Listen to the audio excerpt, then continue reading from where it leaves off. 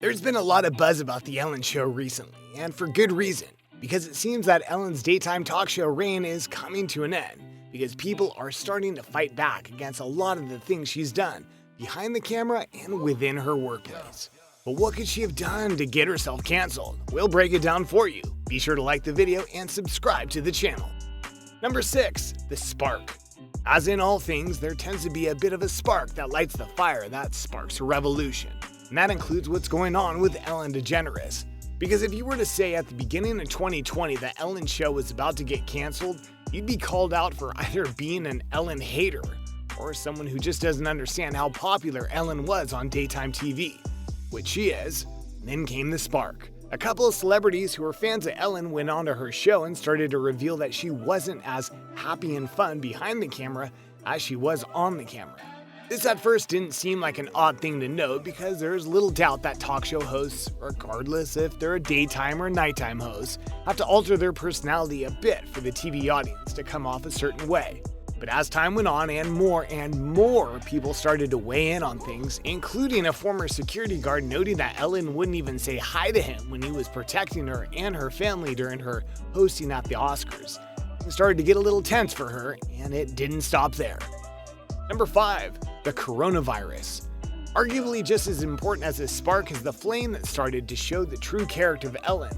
And when the coronavirus hit the United States and started shutting everything down, including Ellen's show, a lot of people wondered how Ellen would respond to it. The answer was, not the best way. Because for her viewers, she did everything right by making sure that her show was still going to be on the air and thus they could enjoy it. But when it came to her staff and workers, she didn't treat them right at all. Because when things started shutting down, Ellen and her team, meaning the higher-ups, were very vague in how the workers would be affected, including not giving them the pay they were owed for some time. Though it eventually got worked out, it didn't look good for Ellen, especially when she hired non-union workers to help do her show at her house. And yeah, we're still not done. Number 4. The toxic workplace.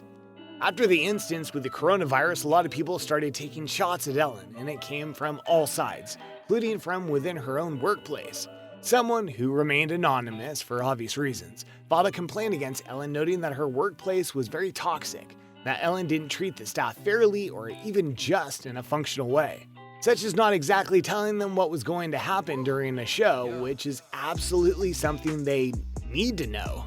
She also apparently incited competitions between co-workers to see who would perform better and rewarding the winners while ignoring the others. In that complaint, they noted that Ellen apparently felt that her workers were peasants, which ironically, better thought than what her executive producers felt. Number 3.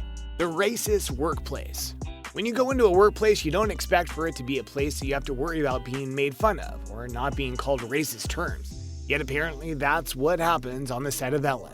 A lot. A massive BuzzFeed article cited multiple former employees of Ellen and documented how they were abused by the staff verbally, including many African American women being called racist terms by producers, writers, and when they tried to call them out on it via HR, they themselves were punished for being disruptive.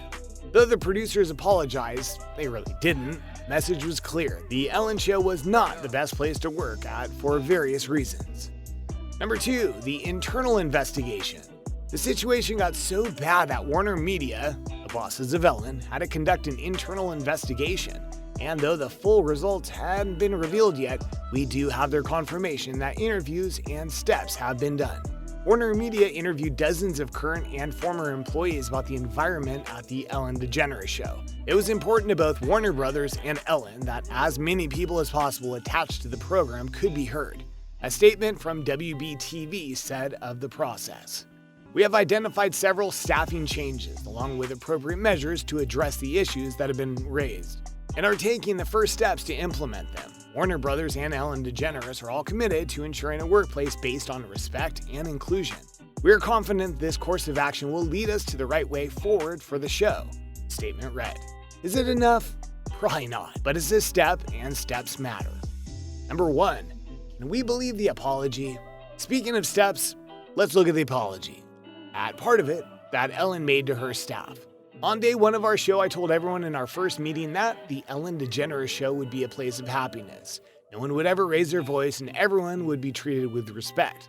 Obviously, something changed, and I'm disappointed to learn that this has not been the case, Degeneres wrote. I could not have the success I've had without all your contributions. My name is on the show and everything we do, and I take responsibility for that.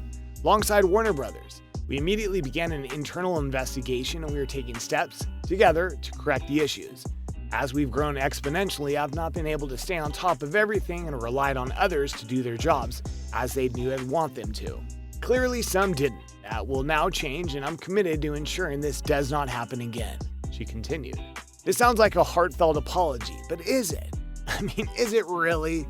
It's honestly hard to say. Many insiders have noted that Ellen just appears to be trying to save her brand, and others say that she wants out of her show because of what it's doing to her brand. Among other things, of course. So will the Ellen DeGeneres show get canceled? It's hard to say. It certainly is looking that way, but until it actually happens, we're just going to have to wait and see if justice will be served, at least in part or if in full. Either way though, Ellen will not be looked at the same way again. There you have it, everyone. A look at the various reasons why Ellen DeGeneres might just be getting her daytime talk show canceled. Do you think it will actually happen, or do you think she'll be able to hold on to her show just with some changes in staff? Let us know in the comments below. Be sure to subscribe, and we'll see you next time on the channel.